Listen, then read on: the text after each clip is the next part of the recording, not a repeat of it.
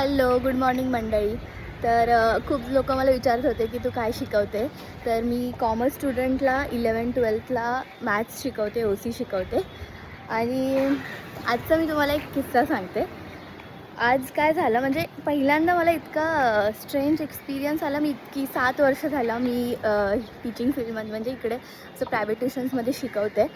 आणि आज काय झालं की मुलांची 20 तारखेपासून परीक्षा आहे आणि त्यांना जे 3 चॅप्टर्स आहेत ना त्यातला एकच झाला फक्त आजच तो संपला. त्याच्यानंतर नेक्स्ट चॅप्टर स्टार्ट करायला म्हणजे मॅनेजमेंटचं असं होतं की वेगळा करायचा. त्यांचं काय कॅल्क्युलेशन घंटाचं मॅनेजमेंट करतायत. 12वीच्या मुलांचा जुलैमध्ये फक्त एक चॅप्टर झाला आहे मॅथ्सचा. हे त्यांचं मॅनेजमेंट आहे आणि त्यांना असं वाटतं की दुसरा चॅप्टर सुरू करायचा आणि मुलांना जे आहेत ते नाही करायचं एक्झाममध्ये. बरं, हे लोक स्वतःहून मुलांना नाही सांगणार की आम्ही नाही करू शकत किंवा आमचं जसं प्लॅन आहे आम्ही तसंच करणार. त्यांचं असं म्हणणं आहे की तुम्हीच टीचरने कन्व्हिन्स करायचं मुलांना. आता मुलं मला स्वतःहून रिक्वेस्ट करतात की टीचर आपण आज हे घेऊया कारण आम्हाला 5th चॅप्टर आहे, 7th चॅप्टर आहे. तर ॲज अ टीचर समोर मुलं रिक्वेस्ट करतात तर त्यांना आम्ही फेस करतो आहे. तर कसं म्हणजे मला वाटलं की ठीक आहे आपण स्टील म्हणजे मला जे सांगितलं आहे बट आपण करूया 5वा चॅप्टर सुरू. आणि मी केला.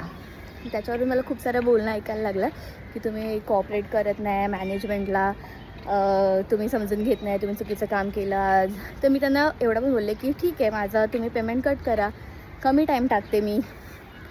बट एक गोष्ट मी आज नोटीस केली की हे लोक बिझनेस करत आहेत बट फक्त एकच त्यांचा जो प्रायमरी मोटिव्ह आहे ना पैसे कमावणे, प्रॉफिट, बस त्याच्यावरती. त्यांना कस्टमर सॅटिस्फॅक्शन मुलांचं काही पडलेलं नाही.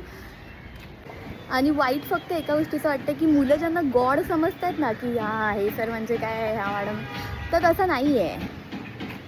बस हेच मुलांना समजलं पाहिजे. नक्की आम्ही नाही काय करू शकत.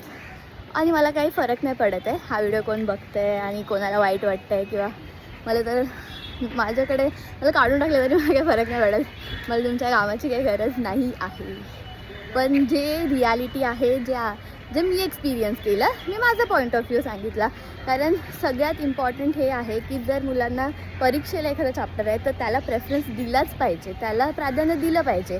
तुमचं काय मॅनेजमेंट, तुम्ही घंटाचं मॅनेजमेंट करताय, राग आला आहे मला. मी असंच बोलणार आहे. हो तुम्ही म्हणजे असं वाटतं मला मनातून काहीतरी अजून वाईट बोलायला, पण बोलू नाही शकत. म्हणजे बोलू शकते मी, तुम्ही नाही बोलत आहे, जाऊ दे. उगाच आपलं तोंड कशाला वाईट घाण करायचं. चला बाय. खूप सारे मुलं ह्याला रिलेट करतील. बॅकग्राऊंडला खूप नॉईज आहे, नंतर बोलू. टाटा.